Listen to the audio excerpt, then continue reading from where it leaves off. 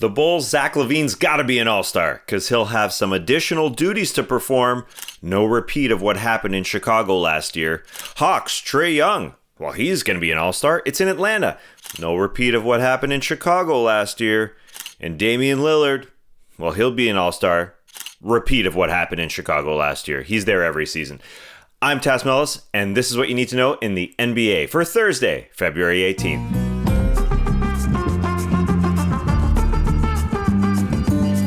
Let me take you back to last year's All-Star Weekend in Chicago. The Bulls' Zach LaVine stock was rising. It looked like he could be picked for his first All-Star game in his team's town. What's more perfect than that? Well, what's more perfect than that was that he said he was also going to be back in the dunk contest and the three-point contest. He was going to try and win those two things as the first player ever to do it. But he said, I'm not coming back to the dunk contest. I know I brought the dunk contest back in 2015 and 2016. Those were phenomenal, but I'm not coming back unless I'm an all-star. And then he wasn't selected an all-star. So he had to be a man of his word. Said, nope, not going to be the dunk contest. But he participated in the three-point contest. Let's rectify that. I know this is one strange season. We shouldn't be having an all-star weekend at all. But one thing could make it must-watch is if Zach LaVine is back in the dunk contest. You might say, oh, maybe he's done. He won't participate. Listen, before All-Star Weekend last year, after he said he wasn't going to be in it, and they picked the other dunkers, he put out these videos showing a 360 from the free throw line. What? He was teasing us. This is what you're missing. Well, put him in the All-Star game, and he'll be in the dunk contest. You can be in the three-point contest if you want, Zach LaVine. It doesn't matter. The point is, we want you back in the dunk contest. And with the way he's playing, he's got to be an all-star. Continued on Wednesday. It was a strange one because the Bulls were scheduled to play the Hornets, but they couldn't play because of COVID tracing. The Pistons were scheduled to visit Dallas, but the Mavericks couldn't play because of the snowstorm, which has ravaged Texas. So the Bulls and Pistons decided to play each other in a rescheduled game. Jeremy Grant, a career-high 43 for the Pistons, and the Bulls were down 25 in the first half, but Zach LaVine, like he's doing all season, brought the Bulls back. They won with 37 points. Similarly, Damian Lillard is reported to want in the three-point contest.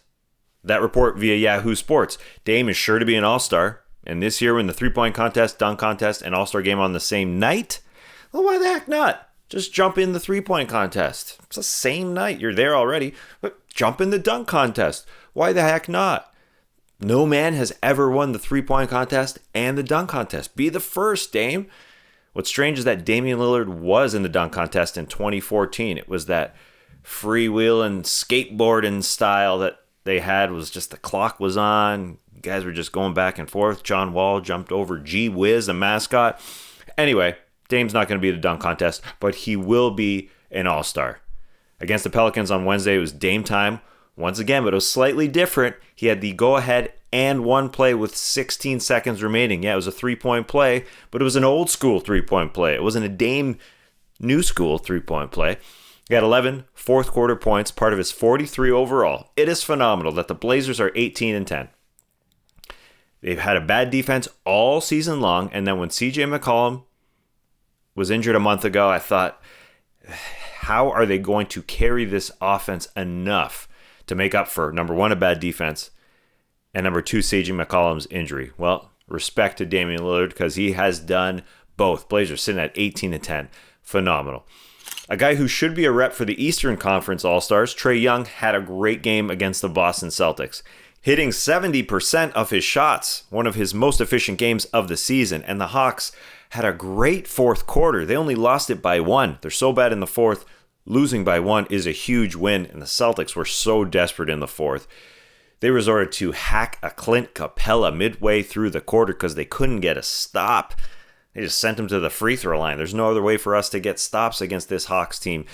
No Marcus Smart is really, really hurting their defense. It's an excuse, but it's true. No Kemba Walker in this one either. He's not playing in back-to-backs. This Jekyll and Hyde Celtics squad, what are you getting from them on a night-to-night basis? Who the heck knows? The Hawks snapped a 4-game losing streak. Let's go to Philadelphia. They were hosting the Rockets. Hey, I didn't mention Ben Simmons as an Eastern Conference All-Star guard. He just had a 42-point night the other night. It's starting to get a little crowded amongst the guards in the East. He was out of this game, though. He had the flu. No Christian Wood. No Victor Oladipo on the other side. Kind of evened it out. Joel Embiid, well, he took over. He wore a headband for the first time since February 1st, 2020, and had 31 and 11 while wearing it, although he did lose it at some point. He did take it off. I'm not sure when he did. I've failed you. I apologize. The Sixers remain in first in the Eastern Conference, albeit barely. 1.5 games up on the Nets, who play the Lakers tonight. Hello! Sure, no Anthony Davis, no Kevin Durant, but we still got LeBron, Harden, and Kyrie. Looking forward to that one. Speaking of teams atop the West and the Lakers, well, the Jazz, they continue their hot play in a win over the Kawhi-less and Paul George-less Clippers. That's hard to say. They have won 9 in a row and 20 of their last 21. Is it time for the world to respect them as a championship contender? Well, got to say this. The Jazz are playing in a way that does not make them a lock for the NBA Finals. What they're doing is unprecedented. Nearly half of their points are from the 3-point line. 43%. I'm rounding up. But that's higher than any Warriors team. That's essentially higher than any team in NBA history. It's higher than the Morey Rockets shooting 3-ball after 3-ball after 3-ball. Thanks to the score for that information. The Warriors did a lot more assisting, actually, than the Jazz do. They had a lot more catch and shoot situations, while the Jazz players are creating on their own a lot more than those Warriors team that did it with passing. Like Donovan Mitchell and Jordan Clarkson are doing it without assists. Can they keep this up with the way they're hitting the 3-balls? Stranger things have happened, like the Wizards winning 3 in a row. They beat the Nuggets in a crazy game because Denver can't string together good defensive quarters. Davis Bertans had a career-high 9 threes and a career-high 35 points for the Wiz. That's why they gave him all that money. At 9-17, Washington's playoff hopes are still alive. I am not kidding. Not sure what's up with the Miami Heat. They have lost 3 in a row after losing to Golden State and are only a game up on those Wizards. Steph Curry was 5 of 20 from 3-point land, and the Dubs still got the dub in overtime.